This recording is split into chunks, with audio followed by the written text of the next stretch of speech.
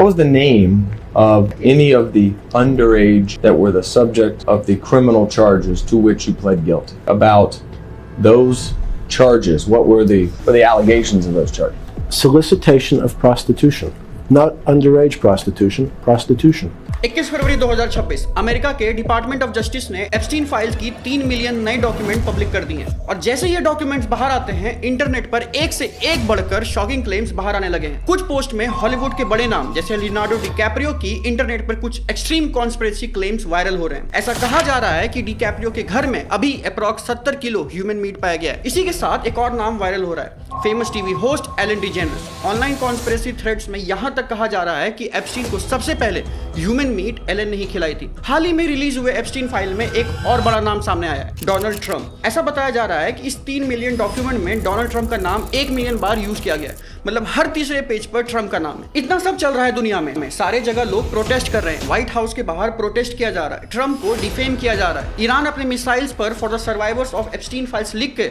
हमला कर रहे हैं। वहीं इंडिया में एक न्यूज एंकर एप्स्टीन को डिफेंड कर रहा है। Jeffrey Epstein was convicted of major crimes like pedophilia, of rape, raping underage girls, all of that. But the fact also is that he had a separate life. Professionally, he was a power broker. He used to introduce one person to the other. यह video है NDTV की reporter Padmaja Joshi की, जो कि Epstein file release होते ही कुछ time बाद report करने आती है। ऐसा इसलिए क्योंकि इंडिया के भी कई बड़े नाम एप्स्टीन फाइल में मेंशन किए गए हैं। तो यहाँ के न्यूज चैनल एप्स्टीन को डिफेम करने के बजाय यहाँ के लोगों को सपोर्ट कर रही है। लेकिन सवाल यह है, क्या यह सबसे सच है या फिर इंटरनेट पर फैल रही एक और डेंजरस रूमर? आज हम इस वीडियो में एप्स्टीन फाइल के नए खुलासे, वायरल क्लेम्स और उनके पीछे की सच्चाई को स्टेप बाय स्टेप डिकोड करने वाले हैं। और जैसे जैसे हम इस वीडियो में आगे बढ़ेंगे, कुछ ऐसी डिटेल्स मैं आपके सामने लाऊंगा जो शायद आपने कभी सुनी तो छोड़ो, सोचा भी नहीं होगा। तो वीडियो को एंड तक जरूर देखना। कॉन्टेक्स्ट को समझने के लिए हम थोड़ा पीछे चलते हैं। 24 मार्च 2018 को American evolutionary biologist Robbie traverse ने एक मेल लिखा था, जिसमें लिखा गया था कि जेफरी एप्स्टीन की प्राइवेट मीटिंग हुई है न्यूयॉर्क में ईरान के फॉर्मर प्रेसिडेंट महमूद अहमदीनेजाद के साथ यूनाइटेड नेशन जनरल असेंबली के दौरान। एक अमेरिकन ट्रैफिकर और ईरान का प्रेसिडेंट एक ही रूम में। अमेरिका और ईरान दोनों ने एक दूसरे को ओपन दुश्मन डिक्लेयर किया हुआ है। डिकेड्स के सैंक्शंस, ऑलमोस्ट वॉर जैसी टेंशंस बनी हुई है और इन दोनों के बीच एक आदमी था, जेफरी एप्स्टीन, जिसका एक हाथ अमेरिका के पॉलिटिशियंस के ऊपर और दूसरा हाथ इजराइल इंटेलिजेंस के नेटवर्क पर था। यह सिर्फ एक मीटिंग नहीं थी, यह एक सवाल था, यह इंसान आखिर था क्या?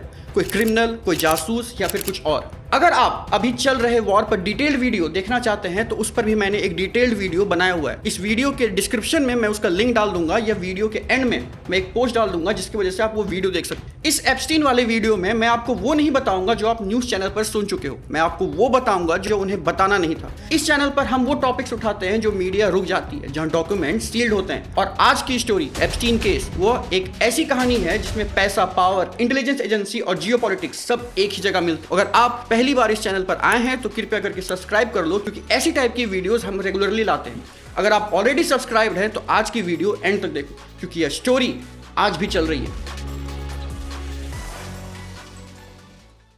इस वीडियो के पहले पार्ट में हमने डिस्कस किया था जेफरी के आलिशान शौक और ट्रैफिकिंग नेटवर्क के बारे में। इस वीडियो में हम बात करते हैं कि कैसे एक ऑर्डिनरी स्कूल टीचर इतने बड़े लेवल पर ऑपरेट कर रहा था। ऑफिशियली एप्स्टीन एक फाइनेंशियर था, लेकिन उसके क्लाइंट लिस्ट कभी पब्लिक नहीं हुए। एक इंसान जिसका हेज फंड पब्लिकली नोन नहीं था, वो बिलियनियर्स और पॉलिटिशियंस के इनर मोस्ट सर्कल्स में आखिरकार कैसे पहुंचा? उसका एक नोन क्लाइंट था, लेस वैक्सनर, विक्टोरिया सीक्रेट का बिलियनियर फाउंडर। वैक्सनर ने एप्स्टीन को एक्स्ट्राऑर्डिनरी फाइनेंशियल पावर दी थी, पावर ऑफ अटर्नी, जिसमें कि इंक्लूडेड थे। न्यूयॉर्क टाइम्स के मुताबिक यह रिलेशनशिप खुद इन्वेस्टिगेटर्स को कंफ्यूज करती थी। और फिर बैंक्स का मुद्दा सामने आता है। 2023 में जेपी मॉर्गन चेज और ड्यूटिश बैंक, जो कि दुनिया के 2 सबसे बड़े फाइनेंशियल इंस्टीट्यूशंस हैं, एप्स्टीन से रिलेटेड लॉसूट में कोर्ट के बाहर सेटलमेंट करने पर मजबूर होते हैं। उन्हें एलिजिबली एप्स्टीन के सस्पिशियस ट्रांजैक्शंस के बारे में पता था और फिर भी अकाउंट्स चलते रहे। जेपी मॉर्गन ने रिपोर्टेड $290 मिलियन का सेटलमेंट किया था। ड्यूटिश बैंक ने भी अलग सेटलमेंट किया, पर एक्चुअल फिगर कभी बाहर नहीं आया।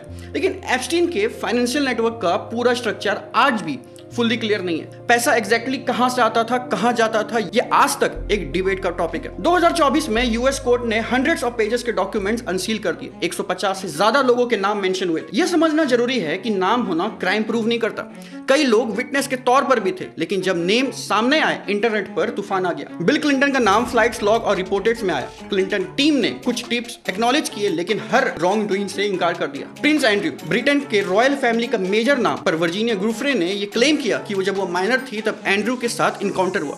एंड्रू ने डिनाई किया, लेकिन 2022 में out of court financial settlement हुआ जिसके टर्म्स आज भी सील्ड है और एंड्रू ने अपनी रॉयल ड्यूटीज तक इस कारण से छोड़ दी। अगर आप इस सब चीज के बारे में डिटेल में देखना चाहते हो तो यह सब मैंने वीडियो के पार्ट 1 में डिस्कस किया हुआ है, आप वो वीडियो आराम से देख सकते हो।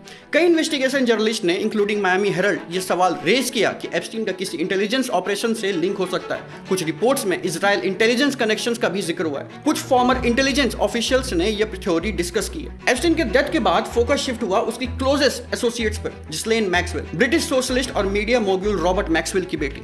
2021 में मैक्सवेल को यूएस कोर्ट ने ट्रैफिकिंग कॉन्स्पिरेसी चार्जेस पर गिल्टी डिक्लेयर किया और 20 साल की फेडरल प्रिजन सेंटेंस दी। लेकिन ट्रायल का सबसे बड़ा अनसॉल्व्ड मोमेंट यह था कि मैक्सवेल को पनिशमेंट मिली, लेकिन ओरिजिनली क्लाइंट्स पर कोई मेजर क्रिमिनल चार्जेस नहीं लगे। मैक्सवेल की डिफेंस टीम ने आर्ग्यू किया कि उन्हें स्केपगोट बनाया जा रहा है और 2024 में रिपोर्ट्स आई कि मैक्सवेल गवर्नमेंट के साथ इंफॉर्मेशन शेयर करने के लिए बात करना चाहती है। उसके अटर्नी ने कहा कि उसके पास पावरफुल लोगों के बारे में इंफॉर्मेशन है। एज ऑफ मार्च 2026 कोई फॉर्मल डील पब्लिकली अनाउंस तो अभी नहीं हुई।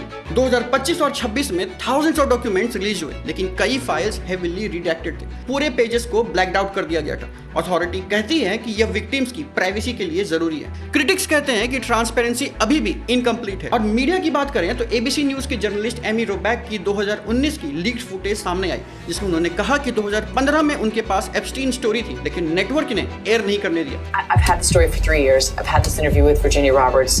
We would not put it on the air. First of all, I was told, who's Jeffrey Epstein? No one knows who that is. This is a stupid story. Then the palace found out that we had her whole allegations about Prince Andrew and threatened us a million different ways. अगर वो story 2015 में publish हो जाती तो सोचो कितने victims का दर्द कम हो सकता था। और फिर वो वक्त आया जब एप्स्टीन फाइल्स वायरल हो रही हैं, जब हर मीडिया चैनल यही कवर कर रहा है। अमेरिका और इजराइल ने ईरान पर मिलिट्री स्ट्राइक्स कर दिया। एक सेकंड में पूरा मीडिया एप्स्टीन फाइल से उठ करके वर्ल्ड वॉर 3 पे शिफ्ट हो गया। पर क्या ये सिर्फ कॉन्सिडेंस था या फिर कुछ बड़े लोग चाहते ही नहीं थे कि उनके नाम कभी बाहर आए? अब बात करते हैं 2026 में चल रहे सबसे फेमस और ट्रेंडिंग न्यूज पर, जहां क्लेम किया जा रहा है अबाउट कैनिबलिज्म। जहां सबसे पहला रूमर आता है कि फेमस डिकैप्रियो के घर लगभग 70 किलो ह्यूमन मीट पाया गया। यह क्लेम शुरू हुआ जब एप्स्टीन फाइल के 3 मिलियन पेज फरवरी में रिलीज हुए। कई न्यूज चैनल और सोर्सेस ये क्लेम करने लगे कि डिकैप्रियो शुरू से एप्स्टीन के साथ कनेक्टेड रहे और उनके कैनिबलिज्म प्रोसेस में उनका साथ देते आए। जब ये बात सामने आई तो सारे लोग अपनी थ्योरी बनाने लगे, पर अभी तक ऑफिशियली इस पर अभी तक कोई भी स्टेटमेंट नहीं आया। जब ये बात आज के टाइम पे एआई से पूछा गया तो उसने इसे फैब्रिकेटेड और झूठा बताया और ये क्लेम अभी के लिए सिर्फ एक झूठ है। दूसरा रूमर आता है famous TV host Ellen DeGeneres का। ऐसा कहा जा रहा है कि पहली बार एप्स्टीन को ह्यूमन मीट पिज्जा में मिलाकर खिलाया गया था। यह न्यूज सारी न्यूज टॉपिक का सबसे बड़ा हेडलाइन बन गया है। इसकी कुछ पुरानी वीडियोस भी बाहर आने लगी हैं, जहां बहुत सारे सेलिब्रिटीज ये क्लेम कर रहे हैं कि एलन दुनिया का बेस्ट पिज्जा बनाती है। पर आखिरकार इसमें कितनी सच्चाई है? देखो, एप्स्टीन फाइल के डॉक्यूमेंट में एलन का नाम तो जरूर है, पर इसलिए नहीं कि वो ह्यूमन मीट खिलाती थी, पर इसलिए क्योंकि एप्स्टीन कहते हैं कि उन्हें एलन का शो बहुत पसंद है। इसकी वेरिफिकेशन के लिए भी जब एआई से पूछा गया तो उसने इसे फैब्रिकेटेड और झूठा कहा। पर, और ये बहुत बड़ा पर है, अभी हाल ही में चल रहे न्यूज में यह बताया जा रहा है कि एप्स्टीन छोटे बच्चों को काट के खाता था। लगभग 500 किलो ह्यूमन मीट पाया गया एप्स्टीन आइलैंड पर। अगर ऐसा है तो क्या ये फिर ये सच है? ऑफिशियली इस पे कोई भी स्टेटमेंट नहीं आया है गवर्नमेंट का, पर जो सच है वो मैं आपको बताता हूँ। अभी जो डॉक्यूमेंट्स रिलीज हुए हैं ये बताया जा रहा है कि 300 गैलन मतलब लगभग 1250 किलो सल्फ्यूरिक एसिड पाया गया है एप्स्टीन आइलैंड पर। और ये सबसे शॉकिंग बात है, क्योंकि सल्फ्यूरिक एसिड आप नॉर्मली यूज नहीं कर सकते। मतलब आप अपने घर की रोजमर्रा कामों के लिए ये एसिड कभी यूज नहीं कर सकते। यह एसिड काम आता है फर्टिलाइजर्स और बैटरीज बनाने में, और हॉस्पिटल में इसका यूज किया जाता है मॉर्ग में, ताकि वहां की डेड बॉडी से स्मेल ना आए। तो आखिर एप्स्टीन इतने बड़े पैमाने पे एसिड क्यों मंगवा रहा था? अगर आप ये कैनिबलिज्म और ये एसिड वाली बात दो जोड़ो तो बिल्कुल मैच हो रहा है, क्योंकि मेनली सल्फ्यूरिक एसिड इसलिए काम आता है, पर अभी तक कोई भी इसका प्रूफ गवर्नमेंट की तरफ से रिलीज नहीं किया गया है। तो आगे देखते हैं कि क्या ये सारे क्लेम सही हैं या फिर अफवाह। इस पूरी कहानी में एक इंसान है जिसने सच बता, जूली के ब्राउन, मायामी हेराल्ड की इन्वेस्टिगेटर रिपोर्टर। उसकी 2018 सीरीज परविजन ऑफ जस्टिस वही थी जिसने इस केस को दोबारा नेशनल अटेंशन में लाया। उसकी रिपोर्टिंग के बाद ही 2019 का फेडरल अरेस्ट पॉसिबल हुआ।